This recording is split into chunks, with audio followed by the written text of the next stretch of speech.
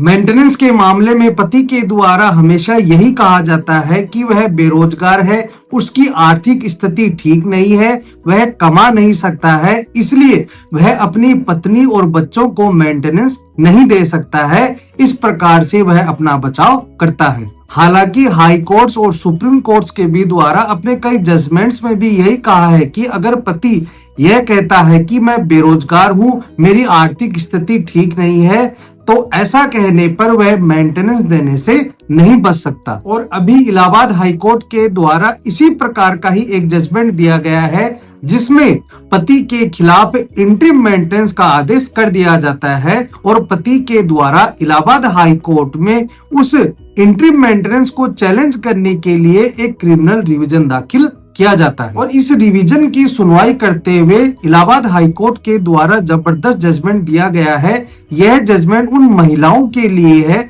जिनका मेंटेनेंस का केस चल रहा है और पति के द्वारा अपना बचाव इस प्रकार से किया जा रहा है कि वह बेरोजगार है, वह कमा नहीं सकता है, उसकी आर्थिक स्थिति ठीक नहीं है और वह अपने बच्चों और पत्नी का मेंटेनेंस नहीं दे सकता है। इस आदेश से उन महिलाओं को बहुत ही ज्यादा फायदा मिलेगा। तो बने रहे वीडियो के अंत तक। मैं हेमंत सैनी एडवोकेट और आप देख रहे हैं हेमंत LLB। वीडियो अच्छा लगा हो तो प्लीज इसे लाइक करें और ज्यादा से ज्यादा इस वीडियो को शेयर करें और चैनल को सब्सक्राइब भी जरूर से कर दे। जो मामला इलाहाबाद हाई कोर्ट में पहुंचता है वह है तेज बहादुर मौर्य वर्सेज निशा मौर्य 2026। इस मामले में यह होता है कि हस्बैंड एंड वाइफ में किसी बात को लेकर डिस्प्यूट हो जाता है, पत्नी अलग हो जाती है और पत्नी के द्वारा अपने पति के खिलाफ मेंटेनेंस का केस कर दिया जाता है फैमिली कोर्ट में।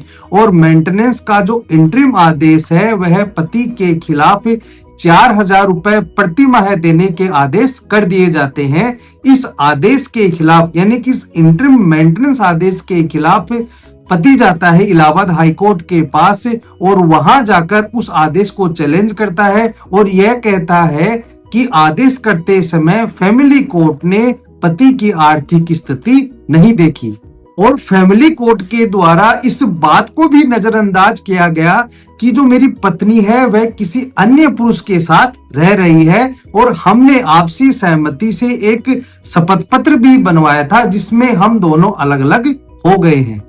इस प्रकार की बहस इलाहाबाद हाई कोर्ट में पति के द्वारा की जाती है और यह कहा जाता है कि फैमिली कोर्ट ने जो 4000 रुपए का इंटरिम आदेश किया था उस आदेश को खारिज किया जाए। अब यह जान लेते हैं कि पत्नी के एडवोकेट के द्वारा हाई कोर्ट में किस प्रकार की बहस की जाती है और क्या टिप्पणी की जाती है और फाइनली इलाहाबाद हाई कोर्ट के द्वारा क्या आदेश किया जाता है। महिला के एडवोकेट के द्वारा इलाहाबाद हाई कोर्ट में यह बहस की जाती है कि पत्नी कम पढ़ी लिखी है और धोखे से यह शपथ पत्र बनवाया गया है और इस प्रकार की कोई भी बात सामने नहीं आती है कि दोनों अलग अलग हो गए हैं। और पत्नी पर यह भी आरोप लगाया गया कि पत्नी किसी अन्य पुरुष के साथ रह रही है।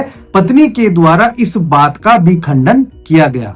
दोनों की बहस को सुनने के बाद इलाहाबाद हाई कोर्ट के द्वारा यह कहा गया कि जब कोई पुरुष किसी महिला के साथ शादी कर लेता है तो वह उसका भरण पोषण करने के लिए बाध्य है। जो लोग यह महसूस करते हैं कि अगर शादीशुदा जिंदगी में खटास आ जाए तो वे पत्नी और बच्चों का भरण पोषण नहीं उठा पाएंगे, उन्हें तो शुरू में ही शादी नहीं करनी चाहिए। हालांकि उन्होंने शादी कर ली है तो मुकदमे की सुनवाई के दौरान पत्नी की भरण पोषण की जिम्मेदारी से बचने के लिए खराब आर्थिक स्थिति का बहाना नहीं बना सकता है। हाई कोर्ट ने आगे यह भी कहा कि कोई भी पुरुष अपनी पत्नी को भरण पोषण देने से बचने के लिए आर्थिक स्थिति और बेरोजगारी का बहाना बनाने के साथ में भरण पोषण देने से नहीं बच सकता। और कोर्ट ने आगे यह भी पाया कि पत्नी पर लगाए गए आरोप झूठे व मनगढ़ंत है तथा उसे बदनाम करने के उद्देश्य से एकमात्र यह आरोप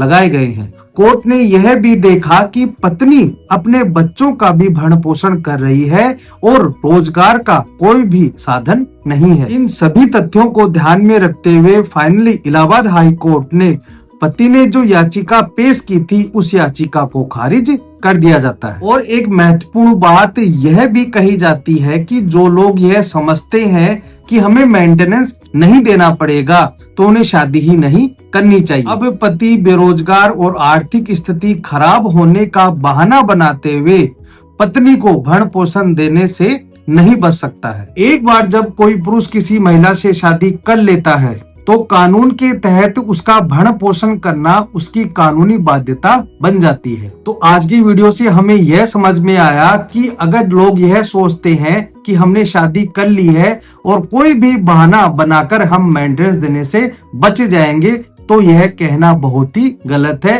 अगर आपने शादी की है और पत्नी बेरोजगार है, आय का कोई भी साधन नहीं है, तो पति की यह जिम्मेदारी बन जाती है कि वह पत्नी का भरण पोषण जरूर करेगा। दोस्तों आज के लिए इतना ही। वीडियो अच्छा लगा तो प्लीज इसे लाइक करें। अगर आप चाहते हैं कि इसे इंटरेस्टिंग वीडियो मैं आपके लिए बनाता रहूं तो प्लीज चैनल को सब्सक्राइब जरूर से करें, ताकि ऐसे इंटरेस्टिंग और नॉलेजेबल वीडियो मैं आपके लिए बनाता रहूं। धन्यवाद।